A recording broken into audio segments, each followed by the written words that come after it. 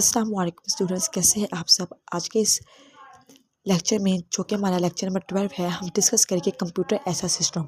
ठीक है, इससे प्रीवियस लेक्चर में हमने डिस्कस किया था कंप्यूटर के ऑब्जेक्टिव्स क्या होते हैं और कंप्यूटर के कंपोनेंट्स क्या होते हैं। क्योंकि हमें पता है सिस्टम क्या है। सिस्टम का मतलब है कि कंपोनेंट्स आपस में एक दूसरे के साथ कैसे कम्युनिकेशन कर रहे हैं अपने गोल को अचीव करने के लिए। हम एक सिस्टम तभी बनाते हैं जब हमने कोई स्पेसिफिक गोल को अचीव करना होता है। ठीक है, हमने किसी टास्क को परफॉर्म करवाना होता है तो हम एक सिस्टम को रेडी करते हैं। ठीक है, हमने अपनी प्रीवियस वीडियोस में देखा हुआ है कि सिस्टम की भी फर्दर टाइप्स होती हैं। तो सिस्टम क्या है, सिस्टम में हम देखते हैं कि हमने हमारे जो कंपोनेंट्स है वो आपस में कैसे कम्युनिकेट कर रहे हैं, वो कैसे आपस में इंट्रैक्शन कर रहे हैं।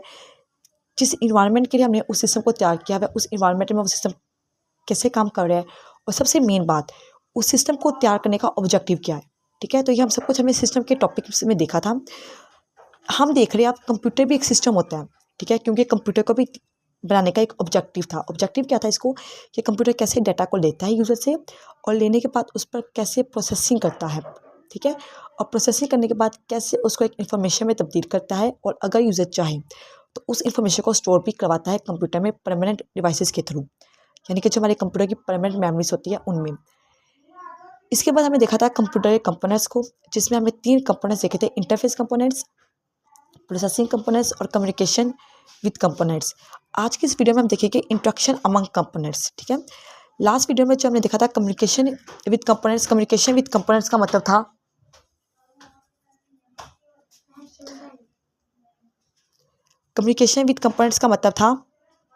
कि कैसे कंपोनेंट्स आपस में कम्युनिकेट कर रहे हैं। ठीक है, यानी कि कंपोनेंट्स आपस में कम्युनिकेशन करने के लिए सिस्टम बस का यूज़ करती है। और सिस्टम बस भी 3 तरह की होती है: डाटा बस, address bus and control bus, जो हमने इससे पहले लेक्चर में डिस्कस की थी। आपने वो लेक्चर लास्ट में देखना है, फिर आपने इस लेक्चर को सुनना है। तो इंट्रैक्शन अमंग कंपोनेंट्स में हम देखेंगे कि कंप्यूटर के कंपोनेंट्स आपस में इंटरेक्ट कैसे कर रहे हैं। ठीक है ना, इंट्रैक्शन कैसे उनका आपस में हो रहा है। फॉर एग्जाम्पल, अगर आपने अपने कंप्यूटर सिस्टम में किसी फाइल को ओपन करना है तो आप माउस का यूज़ करेंगे। माउस का यूज़ करेंगे, पॉइंटर को उस आइकन के ऊपर रखेंगे जिसको आप ओपन करना चाहते हैं। ठीक है, और माउस से डबल क्लिक करेंगे जिससे वो आपकी फाइल है वो ओपन हो जाएगी। अब यहाँ पे माउस ने इंटरेक्ट किया है आपके कंप्यूटर के साथ।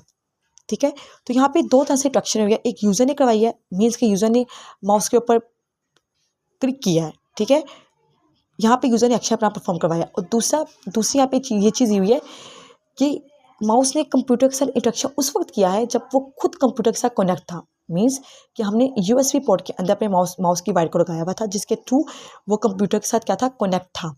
कंप्यूटर के साथ वो कनेक्ट था, तो यूज़र ने अपना एक्शन परफॉर्म करवाया। माउस पे अपनी फिंगर्स को रखा और डबल क्लिक करवाया, जिससे वो फाइल ओपन हो गई। ठीक है, यानी कि जिस फाइल को वो ओपन करना चाहता था, उस फाइल पे डबल क्लिक हुआ और फाइल ओपन हो गई। तो यहाँ पे माउस ने सिग्नल्स भेजे ऑपरेटिंग सिस्टम को। किसके थ्रू भेजे सिग्नल्स? यूएसबी पोर्ट के थ्रू। ठीक है, जो हमारी यूनिवर्सल सीरियल बस होती हैं। इस तरह से जो हमारे कंपोनेंट्स होते हैं वो आपस में इंट्रैक्शन करते हैं। क्योंकि जब तक कंपोनेंट्स आपस में कम्युनिकेशन नहीं करेंगे, आपस में इंट्रैक्शन नहीं करेंगे, तो एक सिस्टम वर्क ही नहीं कर सकता। और कंप्यूटर भी एक सिस्टम ही है। ओके, इसके बाद आता है नेक्स्ट इन्वायरमेंट।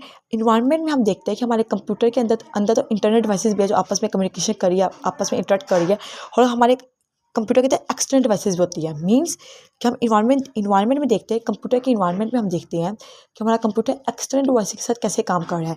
क्या हमारा कंप्यूटर एक्सटर्नल डिवाइस के साथ बिल्कुल ठीक तरीके से काम कर रहा है? ठीक है, तो इसमें सबसे पहले हम देखते हैं पावर सप्लाई को। पावर सप्लाई, जैसे कि हमें पता है, पावर सप्लाई हमारे कंप्यूटर को मदद देती है, हमारे कंप्यूटर को काम करने में मदद करती है थ्रू, क्योंकि ये हमारे कंप्यूटर को इलेक्ट्रिक सप्लाई प्रोवाइड करती है। ठीक है ना, यानी कि हमारा कंप्यूटर वर्क करता है उस वक्त जब हमारे कंप्यूटर को प्रॉपर एक इलेक्ट्रिकल सप्लाई मिल रही है, जिसका जो प्रोवाइड करती है पावर सप्लाई।